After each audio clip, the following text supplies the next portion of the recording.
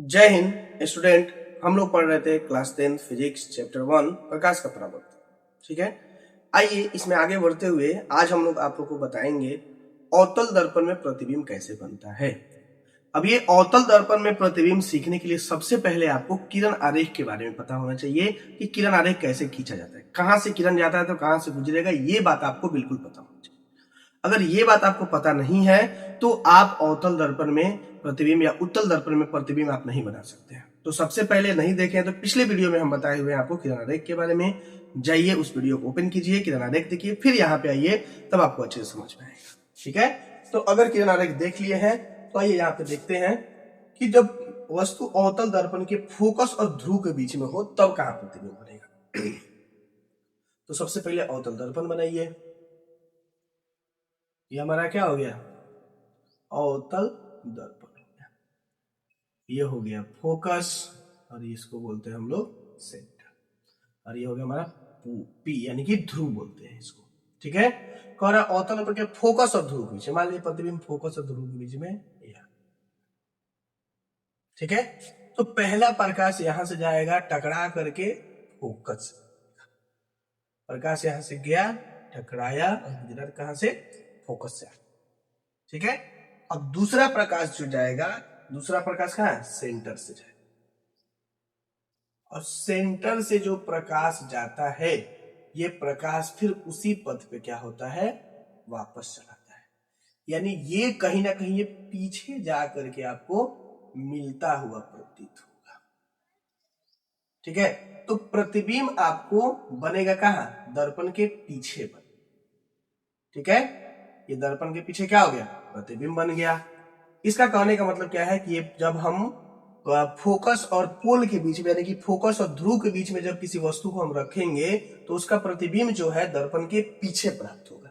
अब दर्पण के पीछे प्राप्त होगा तो प्रतिबिंब कैसा होगा, तो देखिए प्रतिबिंब तो क्या हो गया, एक तो सीधा हो गया, प्रतिबिंब सीधा हो गया। अब सीधा हो गया तो फिर प्रतिबिंब क्या होगा, वास्तविक या काल्पनिक, क्या बताया है कि वास्तविक प्रतिबिंब हमेशा उल्टा होता है। ये प्रतिबिंब क्या हो गया, काल्पनिक हो गया। अब बताइए वस्तु इतना छोटा सा, प्रतिबिंब इतना बड़ा, यानी प्रतिबिंब जो है वस्तु से क्या होगा, बड़ा होगा। तो प्रतिबिंब वस्तु से बड़ा होगा।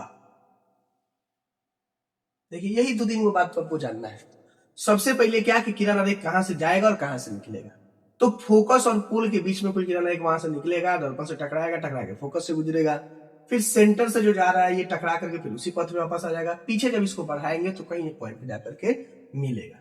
तो प्रतिबिंब इसमें सीधा बन रहा है, सीधा बनेगा तो काल्पनिक होगा, और ये प्रतिबिंब से क्या होगा, प्रतिबिंब वस्तु से बड़ा होगा, यानी वस्तु का प्रतिबिंब जो है इस वस्तु से ज्यादा। ठीक है, पहला समझ में आ गया। तो आइए हम लोग दूसरा देखते हैं। यहां कह रहा है जो वस्तु अवतल दर्पण के फोकस पर स्थित। ठीक है, तो सबसे पहले आप अवतल दर्पण बना दीजिए। ये हो गया हमारा फोकस, ये हो गया हमारा सेंटर, और इसको कर दीजिए रजतिक यानी कि कलर कर दीजिए इसको। हमारा पोल यानी कि ध्रुव हो गया। अब वस्तु को कहां रखे हैं, तो हम लोग फोकस पे रखे हैं, फोकस पे। तो फोकस में जब वस्तु को रखे हैं, यहां से जो किरण जाएगा ये दर्पण से परावर्तन के बाद फोकस से होकर गुजर जाएगा। ठीक है, यानी ये वस्तु यहां से गया, यहां से आकर के फोकस से गुजर गया। अब जो सेंटर से जाएगा तो हम क्या बताए हैं कि सेंटर से जाने वाला जो लाइन है ये आपको फिर उसी पथ पे वापस गुजर जाएगा, जिस पथ पे गया उसी पथ पे वापस आएगा। यानी ये अब क्या है, दोनों लाइन पैरेलल। क्या हो गया, लाइन पैरेलल यानी कि समानांतर लाइन हो गया, समानांतर लाइन हो गया। तो हम लोग मैथ में भी पढ़े हैं, फिजिक्स में भी पढ़े हैं कि समानांतर रेखाएं एक दूसरे से कभी नहीं मिलती है। ये मिलेगी कहां, मिलेगी अनंत पे, और अनंत कहां होता है, जिसका कोई अंत ना हो, यानी कि ये रेखाएं कहीं मिलेगी ही नहीं। तो अब ये रेखाएं नहीं मिलेगी तो इसका प्रतिबिंब कहां प्राप्त होगा, अनंत पे। ठीक है, तो यहां पे एक और चीज लिख सकते हैं, प्रतिबिंब बिंब दर्पण के पीछे प्राप्त होगा, पीछे प्राप्त होगा। ठीक है, अब देखिए इसमें क्या है, तो इसमें तो प्रतिबिंब नीचे आ गया, नहीं प्रतिबिंब उल्टा बनेगा, तो यहां लिखेंगे प्रतिबिंब क्या हो जाएगा, यहां प्रतिबिंब सीधा बन रहा था, यहां प्रतिबिंब उल्टा होगा। उल्टा होगा तो उल्टा होगा तो प्रतिबिंब क्या होता है, वास्तविक प्रतिबिंब उल्टा होता है, आभासी प्रतिबिंब सीधा होता है, ये प्रतिबिंब क्या हो जाएगा, वास्तविक प्रतिबिंब हो जाएगा। और जब ये वास्तविक प्रतिबिंब हो जाएगा तो प्रतिबिंब क्या हो जाएगा, वस्तु से बड़ा होगा।